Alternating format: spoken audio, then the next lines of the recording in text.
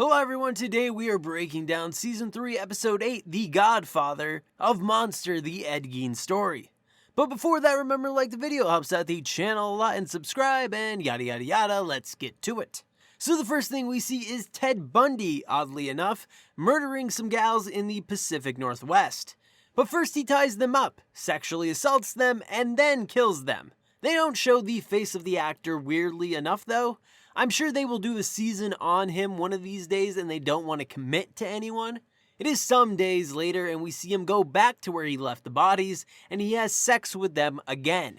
So basically the FBI is trying to catch Ted Bundy. And these two guys, Robert Ressler and John Douglas, are going around and interviewing serial killers and seeing if they can help. Either by giving them a glimpse into the head of a serial killer, how they act and think, that kind of thing, or maybe they see something in the case they aren't seeing.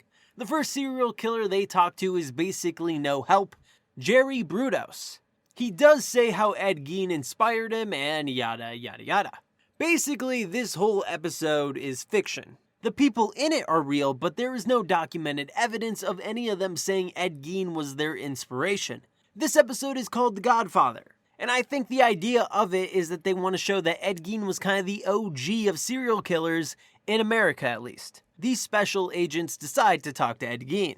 They meet Ed and speak to him. He talks about the letters he gets. Apparently he has a bit of a fan club, but he doesn't like the people he gets the letters from. They're basically crazies, people who have violent tendencies. Ed asks to see the pictures of the victims of Ted Bundy. He looks them over and says he and Ted have some stuff in common, that they are both loners, and when you're alone, your thoughts, they can drive you to do things. He says that is what happened to him. They tell Ed that the guy they are looking for keeps the heads as trophies. Ed tells them that removing the head is hard work. You need a fine-tooth saw for that, for a clean cut. He says Stanley makes one. If you see someone with one, you may find your man. To be honest, none of this is very helpful, at least I don't think it was. Also, Ed Gein never spoke to the FBI in real life, and he certainly never spoke to any law enforcement about Ted Bundy. It is later that night and we see Ed cutting out newspaper clippings about the Bundy murders. So he's taking a fascination with the case. We are now with Richard Speck, also known as Birdman. He was a serial killer who killed a bunch of people. He has breasts and dresses like a woman. He basically whores himself out in jail for drugs, money, cigarettes, stuff like that. This was a real person. He did have breasts from hormones he was taking, and apparently there's a video of him doing stuff with another male prisoner. Granted, I never clicked on that video because frankly, I don't want to see that. I'm just going to trust the headline article. Anyways, him and the other prisoner bang, and the two talk. Once again, Richard says he was inspired by Ed Gein, that he was his idol. He even writes some letters. Once again, there is no evidence of Richard Speck even mentioning Ed Gein, let alone him being his idol. We're back with Ed at the mental hospital and he goes to talk to the head nurse, Roz. He feels like he does not belong here. The judge says he is crazy, so he has to stay in the hospital. But he can't stand trial, which means he can't be guilty. He just doesn't know why he's in a place like this, because there are clearly way crazier people here than him. Ed, throughout his stay at the mental hospital, was a great patient. Like, no issues whatsoever.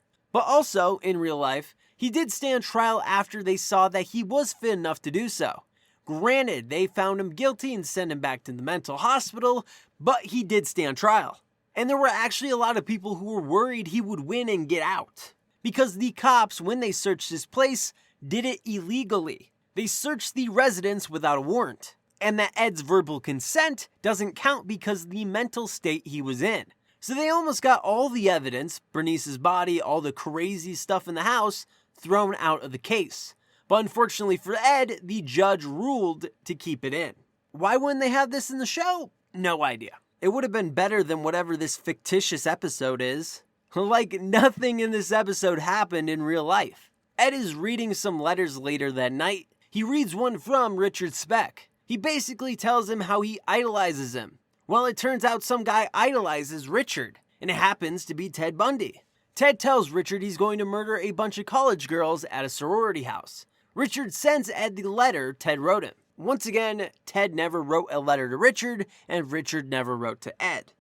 It is later in the week and Ed is speaking with a deputy. Now at the time, people didn't know that the Florida sorority murders and the Pacific Northwest murders were all done by Ted Bundy. Ed says he has evidence that they are because of the letter Richard Speck sent him. Ed breaks down to the deputy what is happening, that the guy's name is Ted. He drives a Volkswagen Beetle and he is also responsible for the Pacific Northwest murders. In the letter it says it rains a lot where he's from. Checks out for Oregon. His car only has 50 horsepower, which the Beetle has. And he talks about killing a bunch of girls, which he did in Florida. Anyways, the detective looks at him like, okay, this guy's crazy. It is sometime later we see Ed's health is declining. He is now in a wheelchair. And on the TV they say they have caught Ted Bundy. Ed is very happy, believing he helped put this murderer away. They said it was because of the informant who gave them a very accurate description of the fellow. And I mean, Ed did do that. Ed says he solved the case and he gave something back to the world. So if it's not clear, Ed is dying. And with dying, your mind kind of sometimes plays tricks on you. I think this is another hallucination. Like, I get that he's on the pills, but I think Ed has always had delusions of grandeur. And I think old age and nearing death would only intensify that. Ed falls asleep and dreams. A bunch of people come up to him congratulating him on solving the case. Then we also see other famous murderers talk to him and say what an inspiration he was. As I said before, this episode is called The Godfather. They want people to recognize him as the OG. We see a random newspaper clipping. I guess in this version he does stand trial, but they just don't show it. It's in this random newspaper clipping you have to pause on if you wanted that info. We're with Ed and Roz outside. It turns out Ed has lung cancer, stage 4. He only has a couple months to live. Roz tells him that maybe with his time left, he should tell his own story. That so many people have taken his story and twisted it into something it's not. Adding things that weren't real and taking things out that were horrible. Ed says enough people have told his story that they seem to know it better than him. So this is a bit ironic, since they literally added so many things in this show that never happened. Like, are they calling themselves out here? I don't know. It is a few more weeks later and Ed has a guest, Adeline. And apparently she hasn't aged at all. Literally just wears glasses now. Ed wondered if she was even real, if he made all of it up in his head, especially since she went to all the papers and said they never had a real relationship. Adeline says she is sorry and talks about her own mental illness. She then has a kill list. Ed says she can't go around killing folk. Adeline says that they are the same, and yes, she can. Ed says maybe at one time they were, and he leaves her. So I'm pretty sure this is a hallucination. With stage 4 cancer, they're going to be putting you on some pretty crazy painkillers. And the fact that Adeline hasn't aged a day is what makes me think it's a hallucination. Ed is now watching some MTV. He falls asleep one final time and he dreams. He has a bunch of people dancing, all the nurses and whatnot. A very random and crazy scene to end the show with. It's like an MTV music video, to be honest. We then see a bunch of serial killers dancing as well as Ed makes his way down the corridor. We have a bunch of people telling Ed how awesome he is and how great of a human being he is. He stops at the bottom of the stairs and sees his mother waiting for him at the top. He gets out of his wheelchair and meets her at the top. She tells him she is proud of him, that he inspired so many people. He has one last memory before he's gone for good, of him and his mother running around the house, laughing with one another, and her brushing his hair. And then he is gone.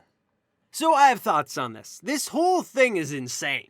Like, this is a send-off of a hero, not a crazed person who murdered at least 2 people we know of. Like, what is going on? The only thing that makes sense to me is Ed, as I have stated many times, had hallucinations and delusions of grandeur.